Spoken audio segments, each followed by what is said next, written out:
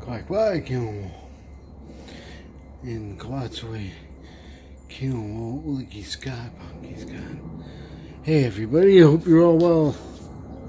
Doing well. This is a quick video on one of my DIY smokers that I make out of a can. As you can see, this thing is just smoking. That is such an easy smoker to make. And that's a small can.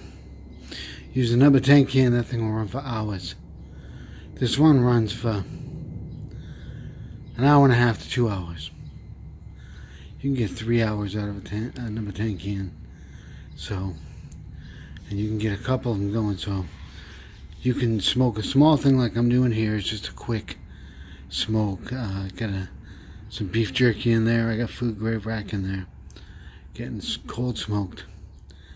And I'm gonna start smoking a bunch of stuff because I gotta pack up food and head home to my cabin where I belong.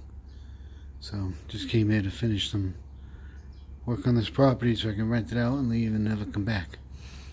Look at that thing go. Look at that smoke. That is a smoke generator.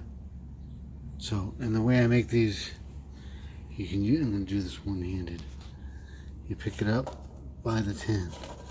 So it's good that I don't have the, you can use the lid off the can to make that thing, to make a lid, but I don't know where it is, so I use tin foil. If you don't put a lid on it, it can flare up. But if you put a lid on it and you only put holes in the bottom, you'll have a great smoker. This apple wood, that's peak right now too.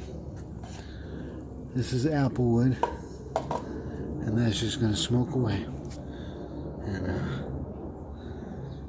I make these smokers with cans. You put the holes at the bottom.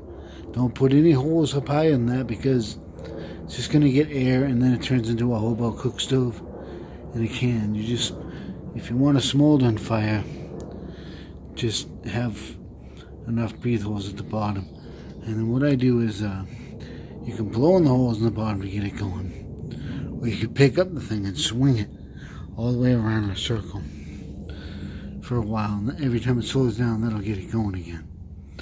And then you can smoke in a big smokehouse with these if you want. You can get several of them ready. You'll get like 3 or 4 of these cans ready. Get one going. And then when that one starts to get low, you fire up the next one, throw it in, swap them out, or you can even dump the coals from the hot one on top of the fresh one and get it going. It's actually best to just feed on top.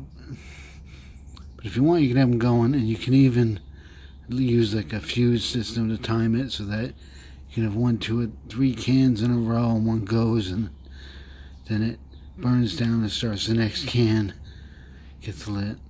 So it's just a good way to control smoke. Set something up so it'll smoke overnight. You don't have to worry about it. Won't start a fire. Really nice. Good, easy smoker.